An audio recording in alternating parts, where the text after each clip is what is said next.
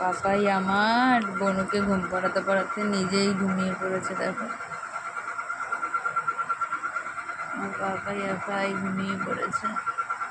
বনুকে কখন থেকে ঘুম পাড়ানোর চেষ্টা করছে, পায়ের উপর নিয়ে দোল দিয়েছে, এই যে দুধু খাইয়েছে একা একা, তাও আবার একা একা গুলিয়ে বানিয়ে একা একা দুধু খাইয়েছে বানিয়ে, তারপর ঘুম পাড়ানোর চেষ্টা করেছে। বনু তো ঘুমাচ্ছে না, অনেকক্ষণ দিয়ে চেষ্টা করতে করতে এই যে আমার বাবাই দেখো ঘুমিয়ে পড়েছে। মামন আর ঘুমায়নি, মামন এখনো খেলা করে চলেছে। দেখো দাদার গায়ের উপরে এখনো কিভাবে খেলছে।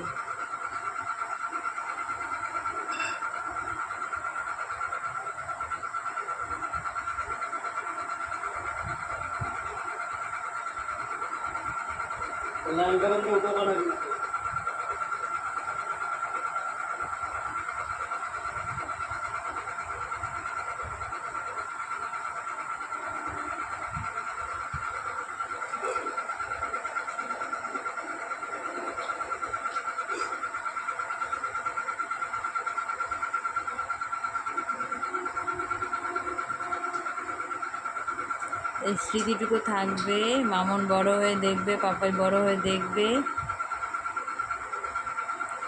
ভাই বোনের দেখো কতটা ভালোবাসা। এমনি সময় তো পাপাই ঘুমাতে ঘুমাতে ছড়িয়ে বড়িয়ে ঘুমায়, মানে ওর পাশে ঘুমানো ভীষণ বিপজ্জনক। গা হাত পা ছড়িয়ে দেয়, তুলে দেয়, লাথি মারে, ঘুষি মারে।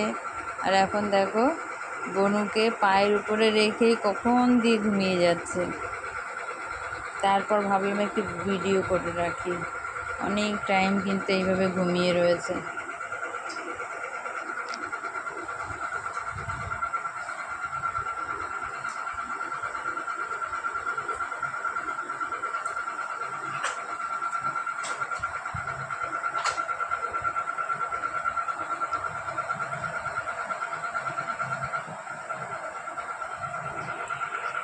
আরে দেখি কত ভালো লাগছে আমার, আবার মায়াও লাগছে একটু আমার বাবাইয়ের জন্য।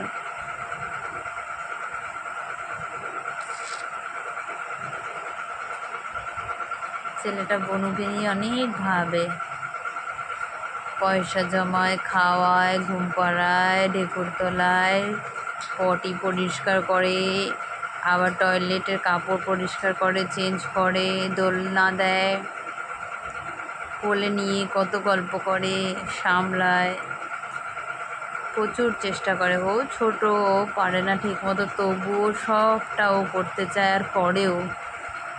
ওর বয়সে যা ও করে অনেক অনেক, মানে একটা বড় ছেলেও এরকম করতে পারে না, তো অনেক করে।